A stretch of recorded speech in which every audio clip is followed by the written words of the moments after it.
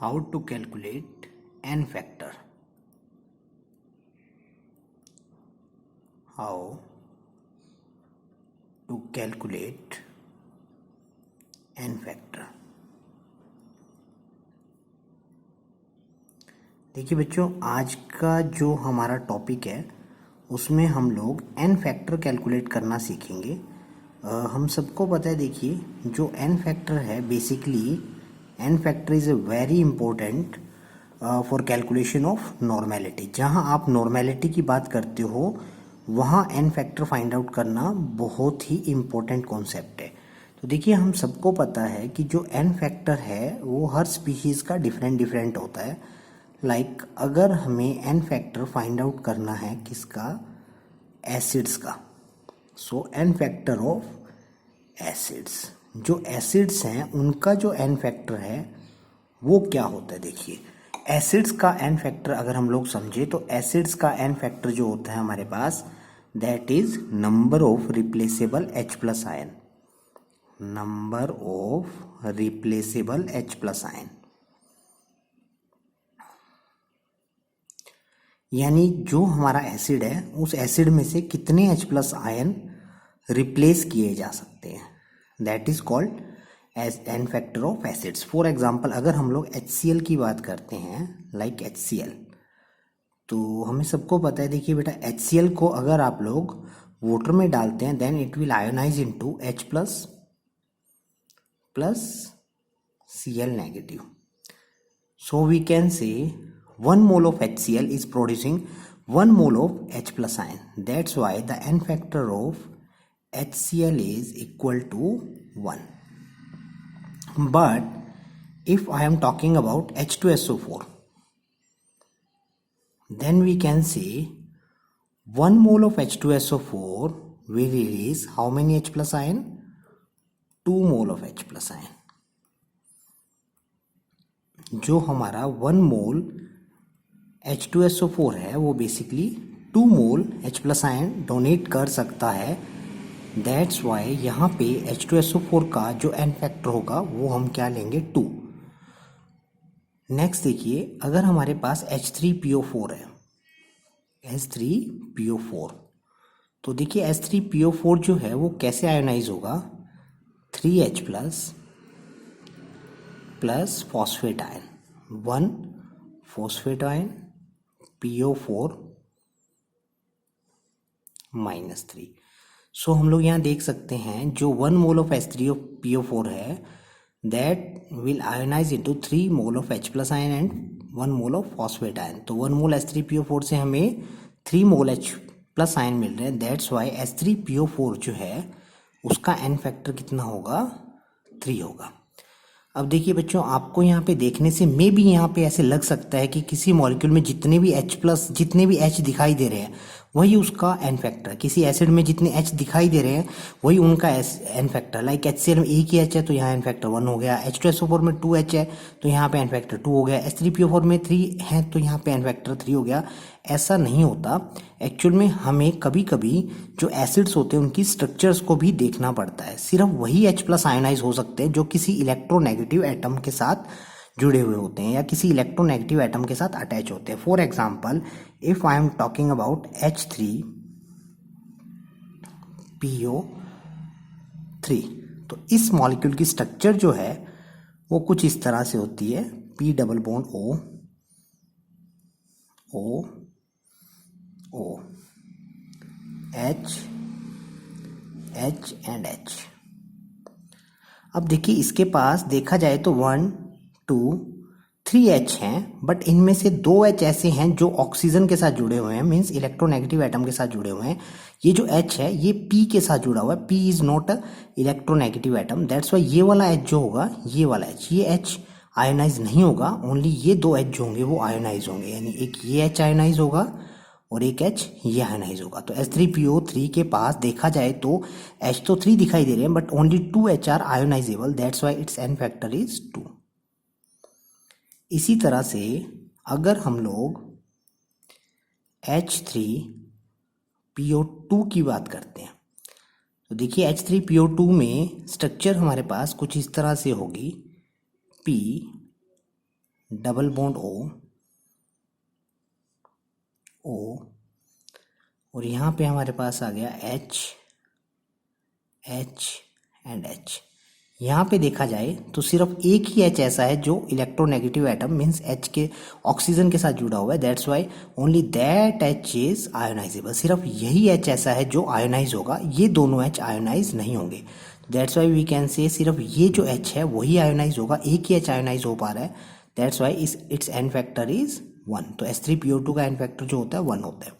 इसी तरह अगर हम लोग CH3COOH की बात करते हैं,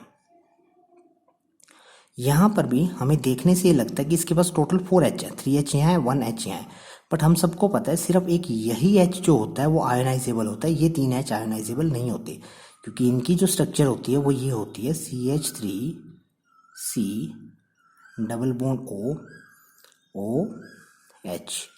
तो ओनली 1 H ऐसा है जो ऑक्सीजन या इलेक्ट्रोनेगेटिव एटम के साथ बॉन्डेड है, दैट्स वाई सिर्फ यही H जो होगा वो आयोनाइजेबल होगा, ये 3 H जो होंगे वो आयोनाइजेबल नहीं होंगे, that's why it's n factor is 1। तो एसिड्स का एन फैक्टर जो होता है वो होता है number of replaceable H plus ion, और किसी एसिड से कितने H प्लस आयन रिप्लेस किए जा सकते हैं ये एसिड की एक प्रॉपर्टी होती है, that is also called basicity. इस प्रॉपर्टी का नाम होता है बेसिसिटी। तो आपके पास कई तरह के एसिड्स होते हैं, मोनोबेसिक एसिड होते हैं जो एक H प्लस आयन डोनेट करते हैं, डाई बेसिक एसिड होते हैं जो 2 H प्लस आयन डोनेट करते हैं, ट्राई बेसिक एसिड्स होते हैं जो 3 H प्लस आयन डोनेट करते हैं। तो हर एसिड की अपनी अपनी बेसिसिटी होती है, और उसकी जो बेसिसिटी होगी उसी के अकॉर्डिंग हम लोग उसका एन फैक्टर क्या करते हैं, फाइंड आउट करते हैं। तो student that is the n factor of acids. देखिए जिस तरह से हम लोगों ने एन फैक्टर एसिड्स का डिस्कस किया, उसी तरह से हमारे पास एन फैक्टर जो आता है वो आता है किसका, बेस का। So let's start n factor of base. N factor of base, तो देखिए बेस की क्या प्रॉपर्टी है, अगर हम लोग सोचें कि बेस की क्या प्रॉपर्टीज होती है ना। बेस जो है अगर हम लोग सोचें तो बेस जो है वो क्या है, अगर हम लोग सोचें तो बेस एक ऐसी स्पीशीज है जो वाटर में OH माइनस आयन डोनेट करती है, यानी बेस की प्रॉपर्टी होती है कि वो OH नेगेटिव आयन वाटर में प्रोड्यूस करता है। तो हम लोग बेस के लिए ये कह सकते हैं number of replaceable OH negative ion, यानी एक बेस जो है वो कितने OH नेगेटिव आयन प्रोड्यूस करेगा, that is the n factor of base. जैसे हम लोग कह सकते हैं, देखिए NaOH की बात कीजिए, तो NaOH जो है वो क्या है, इस तरह से आयोनाइज होगा वाटर में, Na plus and OH minus. So we can say 1 mole of NaOH can produce 1 mole of OH negative ion. That's why the N factor of NaOH is 1. If I am talking about MgOH twice, तो आपको समझ में आ गया होगा MgOH twice को जब आप ionise करेंगे, so it will be ionized like that, Mg plus 2 plus 2 OH minus ion, balance करोगे तो 2 OH नेगेटिव आयन आएंगे। दैट्स वाई हम लोग यहाँ कह सकते हैं कि जो हमारा MgOH ट्वाइस है इसका एन फैक्टर कितना हो जाएगा, 2 हो जाएगा, बिकॉज ये 2 OH माइनस आयन प्रोड्यूस कर पा रहा है। सिमिलरली अगर हम लोग ये कहें एल्यूमिनियम हाइड्रोक्साइड की बात करते हैं, तो AlOH whole thrice, that is a formula of aluminium hydroxide. यहाँ पे अगर आप देखेंगे तो इसका आयोनाइजेशन इस तरह से होगा, Al plus 3 OH negative ion, 3 OH negative ion. तो हमें दिखाई दे रहा है कि एक AlOH थ्राइस जो है वो 3 OH माइनस आयन प्रोड्यूस कर रहा है, means 1 mole AlOH thrice is capable to produce 3 mole of OH minus ion, that's why it's n factor is 3। तो इस तरह से हम लोग कह सकते हैं एन का इसका बेस का जो एन फैक्टर होगा वो होगा number of replaceable OH negative ion. अब देखिए जैसे एसिड्स के लिए उस प्रॉपर्टी को कहते हैं बेसिसिटी, वैसे बेस की ये जो OH माइनस आयन की प्रॉपर्टी होती है प्रोड्यूस करने की, that property is called as acidity. इस प्रॉपर्टी का नाम होता है एसिडिटी। मीन्स हमारे पास कई तरह के बेस होते हैं, like mono acidic base, mono acidic base, कुछ ऐसे बेस जो एक ही OH माइनस आयन प्रोड्यूस करते हैं, लाइक NaOH। इसी तरह डाई एसिडिक हो जाते हैं, ट्राई एसिडिक हो जाते हैं, डाई एसिडिक, ट्राई एसिडिक। तो जो बेस है उस बेस की जो एसिडिटी होगी वही उसका एन फैक्टर होगा। ओके बेटा, जिस तरह से हम लोगों ने बेस का एन फैक्टर देखा उसी तरह से अब हम लोग देखेंगे एन फैक्टर ऑफ सॉल्ट। तो देखिए एन फैक्टर ऑफ सॉल्ट क्या होता है, what is the n factor of salt. N factor of salt, अब देखिए सॉल्ट जो है वो एक ऐसी स्पीशीज है जिसमें ना तो H+ आयन होगा ना ही OH माइनस आयन होगा, ना तो इसमें H+ आयन होगा और ना ही इसमें OH माइनस आयन होगा। तो हम लोग इसका एन फैक्टर कैसे फाइंड आउट करेंगे, तो इसका एन फैक्टर होता है total positive charge, total positive charge on cation, on cation, total positive charge on cation. देखिए हमें सबको पता है कि जो हमारा कोई भी सोल्ट होगा उस सोल्ट को आप एक कैटायन में और एक एनायन में क्या कर सकते हो, आयोनाइज कर सकते हो। आपको ये देखना है कि जब आप उसे आयोनाइज करेंगे तो उसके ऊपर टोटल पॉजिटिव चार्ज कितना आ रहा है, कैटायन पर टोटल पॉजिटिव चार्ज कितना आ रहा है। फॉर एग्जाम्पल NaCl को अगर हम आयोनाइज करते हैं then it will ionize into Na plus Cl negative. तो अगर आप देखो तो NaCl को आयोनाइज किया तो उसमें 1 मोल Na+ बना, 1 मोल Na+ बना और उसमें पॉजिटिव चार्ज कितना आया, +1 आया। तो टोटल पॉजिटिव चार्ज कितना हुआ, +1 हुआ। दैट्स वाई NaCl का एन फैक्टर कितना हो गया, 1। बट अगर मैं सपोज कीजिए Na2SO4 लेता, Na2SO4 और इसे आयोनाइज करता तो यहाँ पर क्या होता, Na पॉजिटिव बनता और क्या बनता, सल्फेट SO4-2 बनता।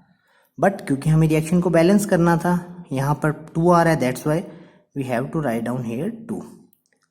अब देखिए इस पर टोटल पॉजिटिव चार्ज कितना है, Na पर +1 का चार्ज है बट कितने मोल्स हैं, 2। तो नेट टोटल पॉजिटिव चार्ज कितना आ गया, 2 आ गया। टोटल पॉजिटिव चार्ज कितना हो गया, 2। 2 इंटू +1 मीन्स 2। दैट्स वाई इसका एन फैक्टर कितना हो गया, 2। इसी तरह मान लीजिए अगर हम लोग Al2SO4 होल थ्राइस लेते, Al2SO4 होल थ्राइस लेते और उसे आयोनाइज करते, then it will ionize into Al+3 plus sulphate SO4-2। जब आप इसे बैलेंस करते तो यहाँ पे Al कितनी है, 2 है। दैट्स वाई हमें यहाँ पे क्या लिखना पड़ता है, 2। और सल्फेट को करते तो यहाँ पे 3 है। दैट्स वाई हमें यहाँ पर क्या लिखना पड़ता है, 3। तो टोटल पॉजिटिव चार्ज देखिए कितना आया, 3 × 2 दैट इज 6। दैट्स वाई इसका जो एन फैक्टर होगा वो होगा 6। क्लियर है। अब देखिए बच्चों अगर आप ध्यान से देखो तो किसी भी सोल्ट में जितना टोटल पॉजिटिव चार्ज आता है उतना ही टोटल नेगेटिव चार्ज भी आता है। जैसे यहाँ पे देखिए Na+ यानी आपके पास +1 चार्ज आया तो नेगेटिव भी 1 आया। Na2SO4 यहाँ पे देखिए पॉजिटिव चार्ज कितना है, +2, तो नेगेटिव चार्ज भी कितना है, -2। यहाँ पे देखिए आप पॉजिटिव चार्ज कितना है, +6, तो नेगेटिव चार्ज भी कितना है, -6। तो अगर आपको एन फैक्टर सॉल्ट का कैलकुलेट करना है तो आप पॉजिटिव चार्ज कैटायन पर चेक कर लीजिए या नेगेटिव चार्ज एनायन पर चेक कर लीजिए, सेम ही आएगा। बट ध्यान आपको ये रखना है कि आपको चार्ज का सिर्फ मैग्नीट्यूड लेना है, आपको चार्ज का साइन नहीं लेना, सिर्फ मैग्नीट्यूड लेना है। बिकॉज एन फैक्टर जो होता है ऑलवेज पॉजिटिव होता है, एन फैक्टर कभी भी नेगेटिव नहीं हो सकता। तो आप चाहे सॉल्ट में टोटल पॉजिटिव चार्ज चेक कर लीजिए या सॉल्ट का एन फैक्टर निकालना है तो टोटल नेगेटिव चार्ज चेक कर लीजिए, सेम आएगा। बट मैग्नीट्यूड लेना है आपको, नेगेटिव ले रहे हो तो साइन नहीं लेना, यानी एन फैक्टर ऑलवेज क्या होगा, पॉजिटिव होता है। तो इस तरह से बेटा हम लोग क्या कर सकते हैं, एन फैक्टर ऑफ सॉल्ट भी फाइंड आउट कर सकते हैं। अब देखिए, अगर हमें किसी आयन का एन फैक्टर फाइंड आउट करना है, अगर हमारे पास कोई आयन है और हमें उस आयन का एन फैक्टर अगर हमें फाइंड आउट करना है, then how we can find out. So next is n factor of ion.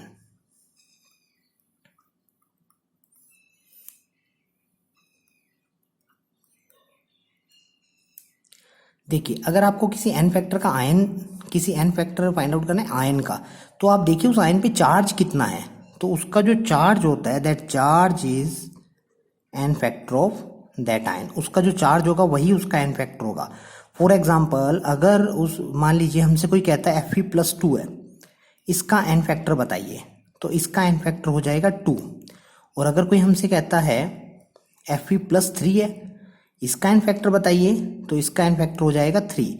इसी तरह मान लीजिए कोई हमें कहता है Cl-1 है और Cl-1 का आप एन फैक्टर बताइए, Cl-1 का एन फैक्टर बताइए कितना होगा. तो Cl-1 का एन फैक्टर हो जाएगा 1. कोई कहता है सल्फेट है, सल्फेट मीन्स SO4-2, इसका एन फैक्टर बताइए, तो इसका एन फैक्टर हो जाएगा 2. कोई कहता है मान लीजिए सल्फाइड आयन है S-2, तो इसका एन फैक्टर बताइए, तो इसका एन फैक्टर हो जाएगा 2. यानी आपका जो एन फैक्टर है वो ऑलवेज पॉजिटिव रहेगा, कभी भी नेगेटिव नहीं रहेगा. तो किसी आयन का एन फैक्टर अगर आपको फाइंड आउट करना है, तो आयन का एन फैक्टर होता है उसका चार्ज.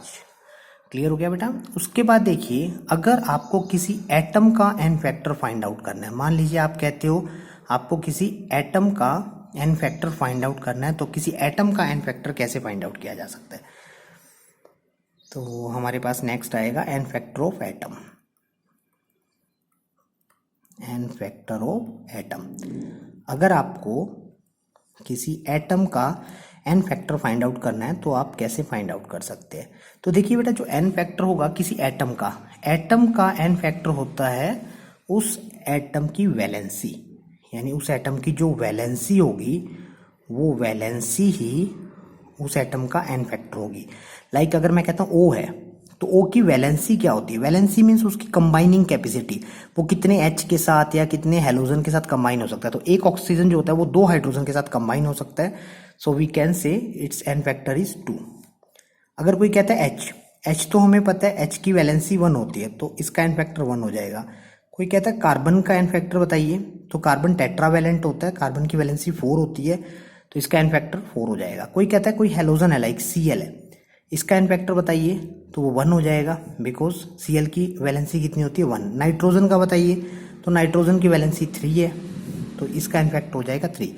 तो किसी एटम का एन फैक्टर कैलकुलेट करना है, तो एटम का एन फैक्टर होता है उस एटम की वैलेंसी. नेक्स्ट क्लास में बेटा हम लोग समझेंगे कि किसी रिडॉक्स रिएक्शन में एन फैक्टर कैसे कैलकुलेट किया जाएगा. यानी अगर हमारे पास कोई रिडॉक्स रिएक्शन है, तो उसमें रिड्यूसिंग एजेंट है और ऑक्सीडाइजिंग एजेंट है, उनका एन फैक्टर हम लोग किस तरह से कैलकुलेट करते हैं, ये हम लोग नेक्स्ट क्लास में सीखेंगे. और ये एन फैक्टर जो होता है बहुत इंपॉर्टेंट होता है बेटा. अगर आपको किसी का इक्विवेलेंट वेट निकालना है, किसी स्पीशीज का इक्विवेलेंट वेट निकालना है, तो आपके पास फॉर्मूला होता है molecular weight divide by n factor. अगर आपको किसी स्पीशीज की नॉर्मेलिटी निकालनी है, मोलैरिटी गिवन है, तो आपके पास फॉर्मूला होता है normality is equal to molarity into n factor. तो देखिए, अगर आपको किसी स्पीशीज का एन फैक्टर पता है, तो आप और मोलैरिटी पता है, तो आप उसकी नॉर्मेलिटी कैलकुलेट कर सकते हैं. अगर आपको किसी स्पीशीज का एन फैक्टर पता है, तो आप उसका इक्विवेलेंट वेट फाइंड आउट कर सकते हैं. So it's very important concept. Next class में हम लोग रिडॉक्स रिएक्शन में एन फैक्टर फाइंड आउट करना सीखेंगे. Thank you.